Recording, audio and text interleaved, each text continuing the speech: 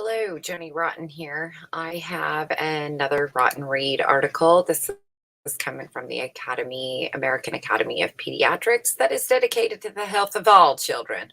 Are they? This is from January 1st, 2016, and it reads Stimulant Medication and Psychotic Symptoms in Offspring of Parents with Mental Illness. It says that background stimulants such as methyl, however you say that, are among the most commonly used medications in children and adolescents. Psychiatric symptoms have been reported as rare adverse reactions to stimulants, but have not been systematically inquired about in most previous studies. Family history of mental illness may increase the vulnerability to drug-induced psychotic symptoms. We examined the association between stimulant use and psychotic symptoms in sons and daughters of parents with major mood or psychotic disorders. The methods used, we assessed psychotic symptoms, psychotic-like experiences, and basic symptoms in 141 children and youth. The median age was 11.8, and the age range was 6 through 21 years, who had one or both parents with a major depressive disorder, bipolar disorder, or schizophrenia, and of whom 24, that's 17% of them, had taken stimulant medication. The results found psychotic symptoms were present in 62.5% of youth who had taken stimulants, compared to 27.4% of participants who had never taken stimulants.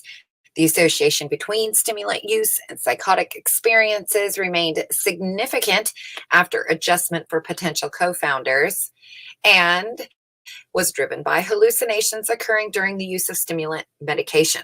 The temporal relationship between the use of stimulants and psychotic symptoms were supported by an association between current stimulant use and current psychotic symptoms and co-occurrence in cases that were assessed on and off stimulants. The conclusions are: psychotic symptoms should be monitored during the use of stimulants in children and adolescents. Family history of mood and psychotic disorders may need to be taken into account when considering the prescription of stimulants. And so that's just part of the paper. There isn't any more information there. The questions that I had in reading this was, so back in 2016, they were wondering if parents who were taking medications for a mental illness also had problems with their children in the future who might need medications. And they found that there was quite a significant difference here in those who had and had not. I also am thinking about the amount of people that are currently on medications for stressful environments.